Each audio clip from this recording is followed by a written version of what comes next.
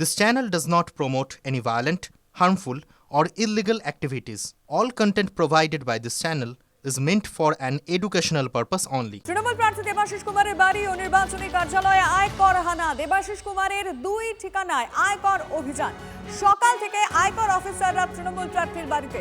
রাসবিহারী তৃণমূল প্রার্থী দেবাশিস কুমার জমি দখল মামলায় এর আগে দেবাশিস কুমারকে জিজ্ঞাসাবাদ করে ইডি, আর এরপরই আজ দেখা যাচ্ছে তার বাড়ি এবং কার্যালয়ে আয়কর দফতরে এই মুহূর্তে অভিযান চলছে। UEN Jaipur is a perfect target for prospective students aspiring for good jobs, good education with future-ready skills. আমরা আপনাদের যে ছবিটা দেখাচ্ছি তার পাশাপাশি এক এক করে তথ্য যা যা সামনে আসছে। এর আগে আপনাদের দেখিয়েছিলাম, জানিয়েছিলাম দুবার দেবাশিস কুমার তিনি গিয়েছিলেন, কারণ ইডির সমন আসে, তারপর তিনি ডকুমেন্টস সমেত হাজিরা দেন। আর এবার একেবারে নির্বাচনী কার্যালয় এবং তার নিজের বাড়িতে আয়কর হানা। দেবাশিস কুমারের দুই ঠিকানায় আয়কর অভিযান এবং আরেকদিকে বালিগঞ্জে যে নির্বাচনী কার্যালয় রয়েছে এবং যে পার্টি অফিস রয়েছে সেখানেও আয়কর দপ্তরের কর্মীরা রয়েছে।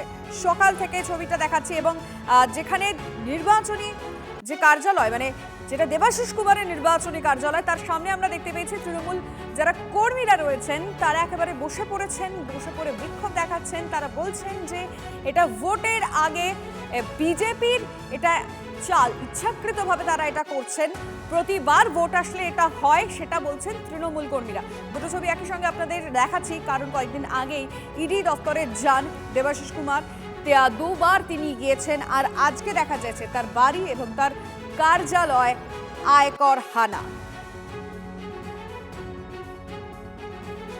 জমি দখল মামলায় এর আগে দেবাশিস কুমারকে জিজ্ঞাসাবাদ করে ইডি, আর এবার একেবারে তার নির্বাচনী কার্যালয় এবং তার বাড়িতে আয়কর হানা চলছে এবং একই সঙ্গে আমরা দেখতে পেয়েছি তৃণমূল কর্মী সমর্থকরা তার বাড়ি, তার দুটি কার্যালয়, দু জায়গাতে, একদিকে বালিগঞ্জে যেখানে আমরা জানি পার্টি অফিস রয়েছে, প্লাস একই সঙ্গে সেখানে বালিগঞ্জের নির্বাচনী কার্যালয়ও, তা আর অন্যদিকে আমরা রাসবিহারীতে দেখছি তৃণমূল প্রার্থী দেবাশিস কুমার তার যে নির্বাচনী কার্যালয় সেখানেও আয়কর হানা হয়েছে।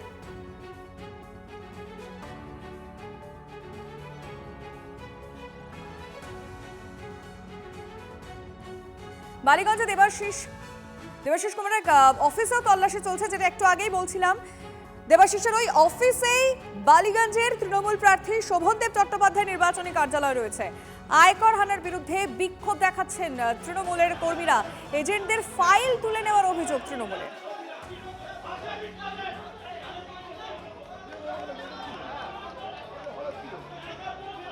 বালিগঞ্জ কেন্দ্রের নির্বাচনী কার্যালয়, তো বালিগঞ্জ কেন্দ্রের নির্বাচনী কার্যালয়ে যথারীতি শোভনদেব চট্টোপাধ্যায় হয়ে আমরা করব।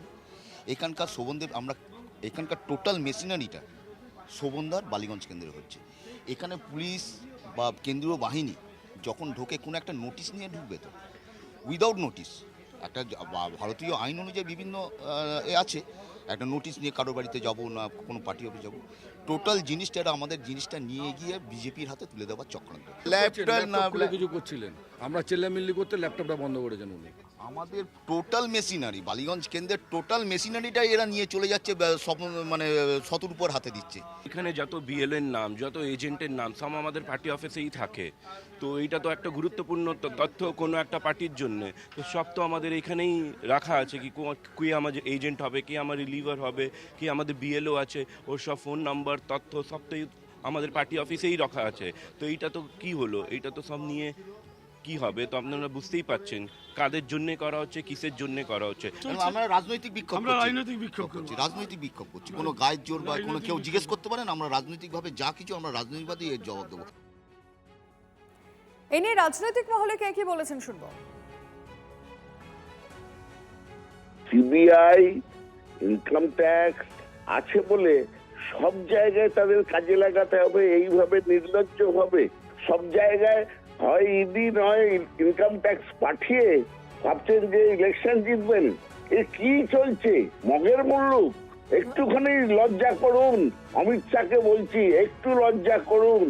ভারতবর্ষের এই গণতন্ত্র আপনাদের হাতের খেলার মোয়া নয় যে যা ইচ্ছে করে ভাবছেন আপনারা জিতে যাবেন।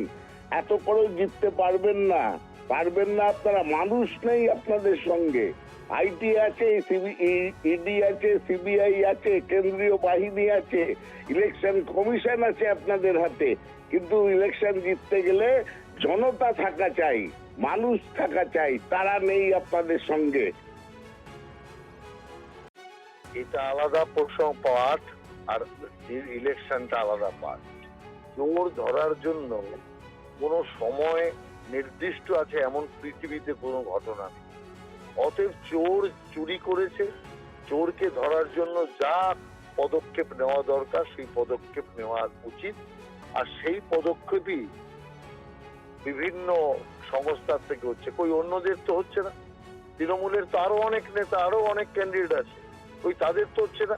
যারা বেছে বেছে চোর সেগুলোরই উপরে হচ্ছে। তার কারণ চোর ইলেকশনের আড়ালে লুকিয়ে থাকবে, এটাও হতে পারে না। অতএব চোরকে যেখানে পাও সেখানে ধরো, এটাই বাংলার মানুষের সদিচ্ছা। বাংলার মানুষ চায় চোর ধরো, জেল ভরো।